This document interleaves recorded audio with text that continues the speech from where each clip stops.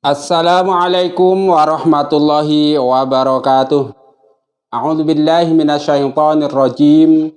Bismillahirrahmanirrahim. Alhamdulillahi rabbil alamin. Allahumma shalli wa sallim ala sayyidina Muhammad wa ala ali sayyidina Muhammad.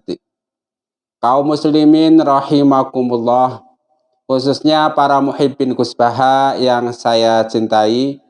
Kali ini marilah kita sama-sama ngaji kepada guru kita bersama Gus Baha, yaitu syarah kitab Hikam, hikmah yang ke-208. Saya bacakan dulu. Hukukun fil awqati yumkinu qada'uha wa hukukul awqati la yumkinu qada'uha. Idma min waqtin yaridu illa walillahi alaika fi haqqun jadidun wa amrun akidun fa kaifa taqdi fihi haqqa ghairihi wa anta lam taqdi haqqallahi fihi. Artinya hak-hak yang diatur di dalam waktu mungkin saja diqadha, tetapi hak-haknya waktu tidak mungkin diqadha. Karena tidak ada satu waktu pun yang datang terkecuali ada hak baru yang wajib atasmu dan perintah baru yang ditekankan. Bagaimana kamu bisa menunaikan hak selain Allah padahal kamu tidak menunaikan hak Allah dalam waktu tersebut? Para muhibbin Gus Baha,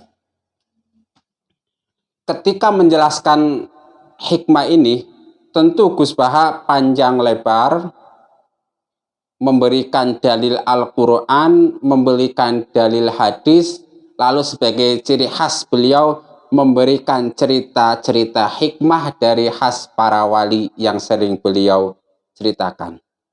Nah, hikmah ini pada dasarnya mengandung dua hal. Yang pertama, hak yang diatur di dalam waktu dan ada haknya waktu. Hak yang diatur di dalam waktu itu hak yang bisa diqadha ketika terlewat. Contohnya sholat ada waktunya. Ketika kita lupa sholat zuhur misalnya, maka bisa diqadha pada waktu lainnya. Contoh lainnya puasa.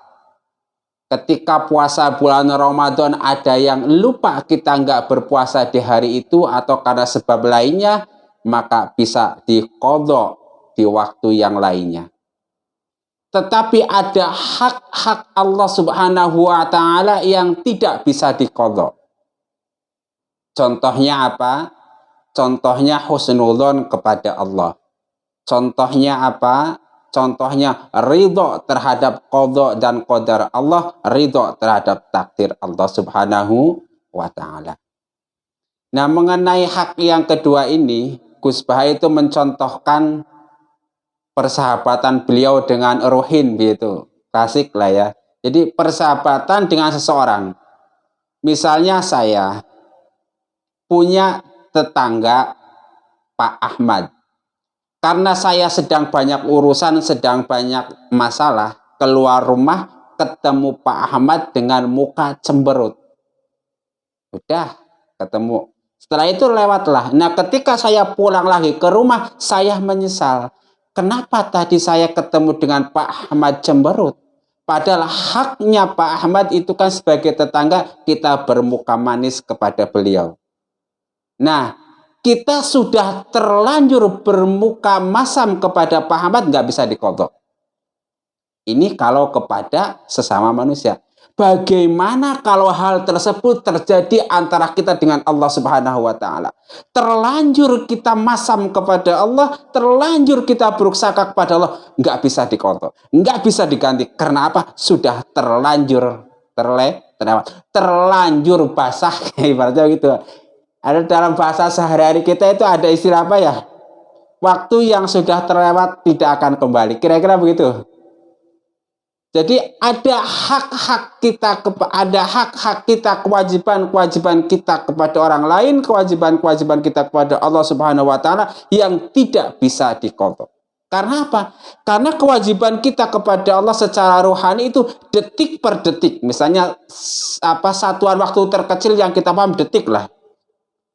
Nah, ketika detik itu terlewat, sudah tidak akan bisa kembali. Karena apa? Ketika datang detik berikutnya, kita sudah dengan kewajiban baru, kita sudah dengan ibadah baru. Yang terlewat sudah terlanjur. Nah, bagaimana coba kalau yang terlewatkan itu ketika kita berburuk sangka kepada Allah? Sudah terlanjur ibarat kata. Nah, lebih lanjut Gus Baha menjelaskan tentang sikap kita kepada Allah itu ridho. Setiap saat selama 24 jam full kita harus ridho terhadap qada Allah, ridho terhadap qadar Allah, ridho terhadap takdir Allah Subhanahu wa taala. Masalah terkadang kita susah, wajar karena kita manusia. Nah, lalu bagaimana caranya kita melatih diri supaya selalu bisa ridho terhadap Allah, ridho terhadap takdir Allah, itu gimana caranya? Nah, Gus Baha seperti biasa memulai dari peristiwa tidur. Ketika bangun tidur, itu usahakan membaca doa bangun tidur. Bahasa beliau, ingat kepada Allah. Jadi Rasulullah Shallallahu Alaihi Wasallam memberikan tuntunan kalau bangun tidur itu pertama baca doa bangun tidur. Apa saja yang hafal? Misalnya Alhamdulillahilladzi ba'da ma amatana wa ilaihin nusyur. Dengan mengingat Allah Subhanahu wa taala, lepaslah satu ikatan setan yang dia ikat ketika kita tidur.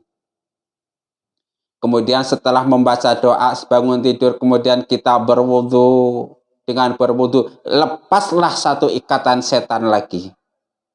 Setelah kita berwudu, lalu dilanjutkan dengan sholat sunat 2 rakaat minimal, maka lepaslah 3 ikatan setan yang dia buat ketika kita tidur. Akibatnya apa? Nah, kalau kita melakukan itu setelah tidur, yaitu berdoa setelah tidur, berwudu, kemudian sholat, insya Allah jiwa kita akan menjadi seger, sehat, semangat, gitu kan. Kenapa? Karena malas, karena jiwa yang dalam tanda petik keruh itu sangat berbahaya bagi kita.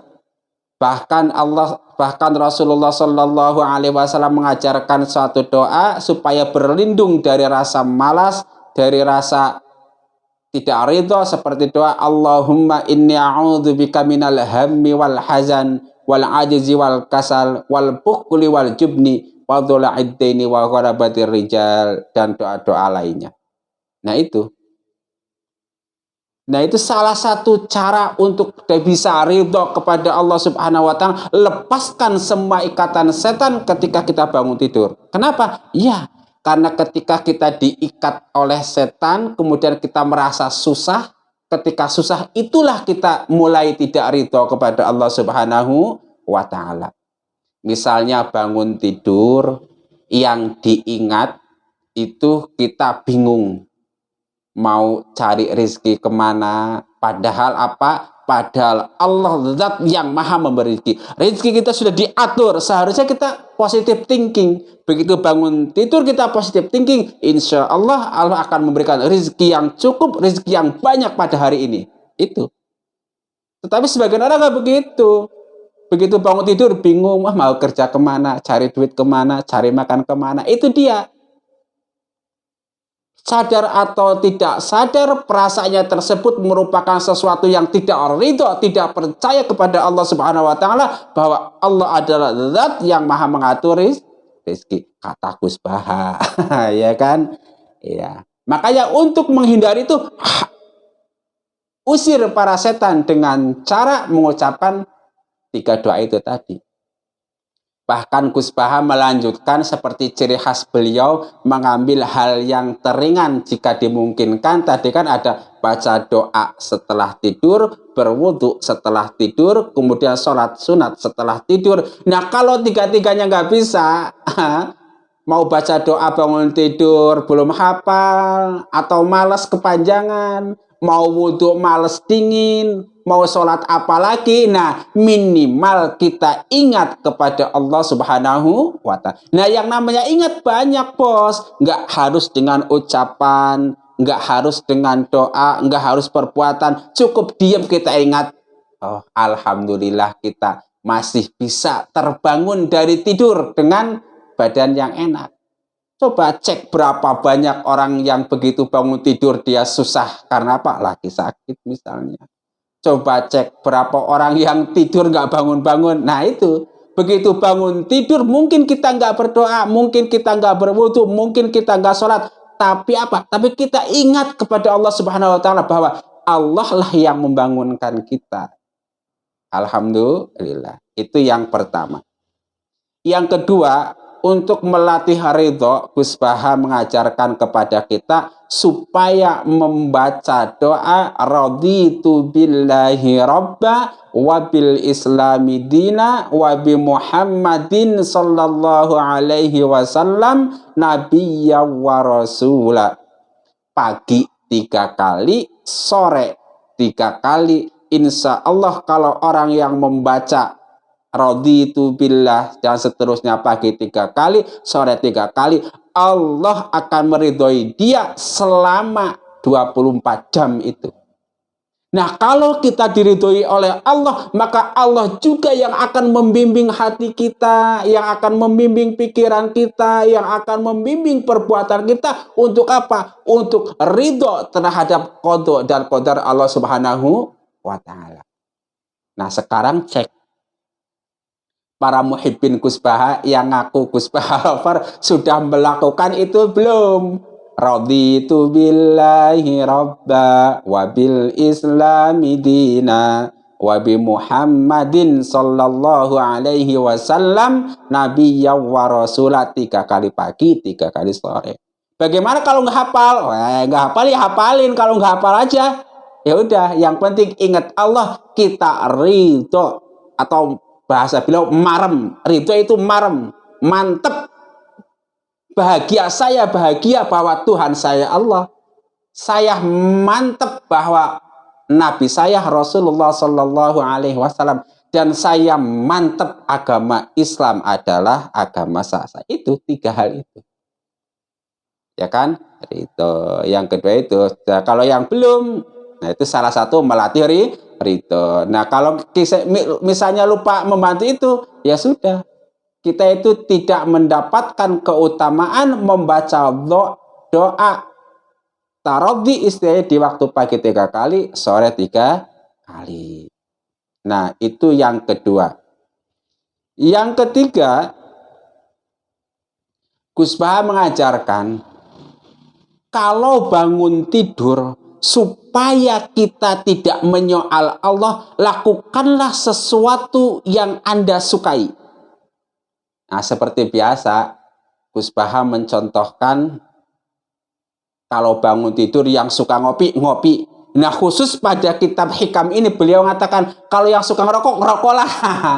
Artinya begini, daripada kita tidak ridho terhadap Allah ketika bangun tidur itu, maka ya sudah ngopi atau ya sudah ngerokok gitu. Yang penting hatinya ridho kepada Allah Subhanahu wa Ta'ala.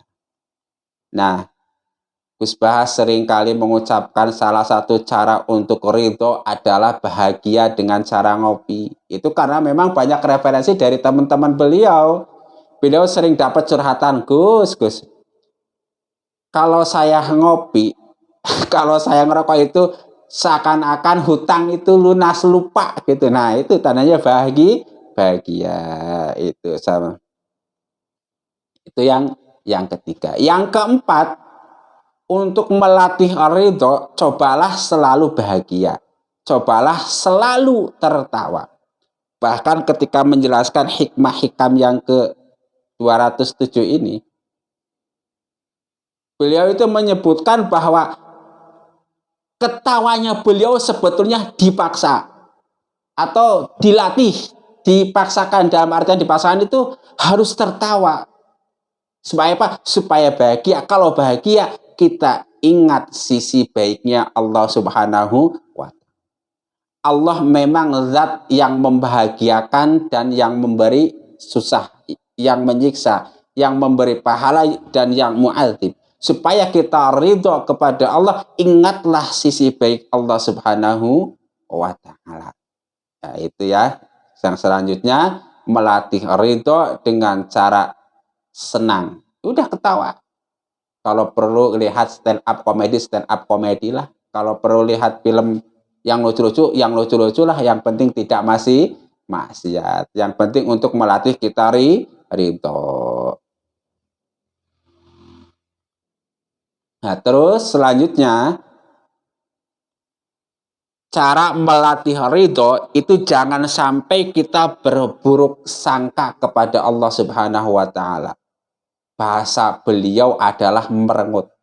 Jangan sampai merengut kepada Allah. Karena apa? Karena kalau sudah terlanjur merengut langsung dicatat merengut. Caranya gimana? Itu beliau seperti biasa sering mengutip dalil Qul bifadlillahi wa birahmatihi fabidzalika falyafrahu. Berbahagialah dengan rahmat Allah. Ya udah. Dibahagiakan dengan rahmat Allah Subhanahu wa ta'ala. Kita di dunia ini lakukanlah hal-hal yang membuat kita bahagia. Kalau sedang bahagia, kita itu lupa kepada kesusahan-kesusahan kita. Kalau kita lupa terhadap kesusahan kita, maka kita akan ikhlas dan ridho terhadap qada dan qadar Allah Subhanahu wa ta'ala. Kemudian yang ketujuh, itu jangan sampai kita lupa kepada Allah Subhanahu wa ta'ala. Ketika menjelaskan ini, beliau mengatakan bahwa lupa kepada Allah maksudnya merupakan salah satu dosa besar kepada Allah Subhanahu wa ta'ala. Oleh karena itu, apapun kondisinya, seperti apapun kondisinya, maka kita harus tetap selalu ingat kepada Allah Subhanahu wa ta'ala. Ingat dalam artian itu tidak selalu harus berzikir la ilaha illallah, la ilaha illallah, tidak. Ingat kepada Allah, kita misalnya melihat makhluk Allah laba-laba, misalnya ingat, oh ini laba-laba ciptaan Allah Subhanahu wa ta'ala. Oh ini laba-laba pernah menolong Rasulullah Sallallahu Alaihi Wasallam ketika di gua. Oh inilah laba-laba misalnya menjadi perumpamaan di Al-Quran terus. Dan ketika melihat semut misalnya sama terus. Jadi cara ingat kepada Allah Subhanahu Wa Taala. Nah kira-kira cukup. Jadi kesimpulannya bahwa sikap kita kepada Allah Subhanahu Wa Taala itu usahakan harus selalu ridho kepada Allah Subhanahu wa ta'ala. Nah, untuk melatih supaya kita selalu ridho, yang pertama tadi itu membaca doa bangun tidur, terus wudhu, terus sholat. Jika belum bisa melakukan ketika hal tersebut, maka latihlah dengan cara ingat kepada Allah Subhanahu wa ta'ala, yaitu ingat sisi baiknya Allah Subhanahu wa ta'ala. Yang ketiga itu membaca doa taroddi ketika pagi 3 kali, ketika sore 3 kali, yaitu doa yang raditu billahi rabba wa bil islami dina wa bi Muhammadin sallallahu alaihi wasallam nabiyya wa rasulah. Lalu yang keempat, latihlah untuk ridho kepada Allah Subhanahu wa ta'ala ketika bangun tidur. Dengan cara apa? Dengan cara melakukan sesuatu yang kita sukai. Yang suka ngopi lah, misalnya yang suka mendengarkan ceramah di YouTube, dengarkanlah, dan lain-lain misalnya. Yang kelima, usahakanlah selalu bahagia dan selalu senang, tertawa. Supaya apa? Supaya kita ingat bahwa Allah lah yang membuat kita senang, Allah lah yang membuat kita tertawa. Yang keenam, jangan sampai merengut kepada Allah Subhanahu wa ta'ala. Menurut dalam artian jangan sampai kita bersuudzon kepada Allah Subhanahu wa ta'ala. Dan yang ketujuh, salah satu dosa besar adalah melupakan Allah Subhanahu wa ta'ala. Mudah-mudahan bermanfaat bagi kita sekalian, bagi para muhibbin Kusbaha. Jangan lupa subscribe dan like, share, supaya kita sama-sama bisa terus ngaji kepada guru kita bersama. Allahumma amin. Rabbana taqabbal minna innaka antas samiul alim wa tub alaina innaka antat tawwabur rahim. Subhanakallahumma wa bihamdika asyhadu an la ilaha illa anta astaghfiruka wa atubu ilaik. Wa afa minkum. Wassalamu alaikum warahmatullahi wabarakatuh.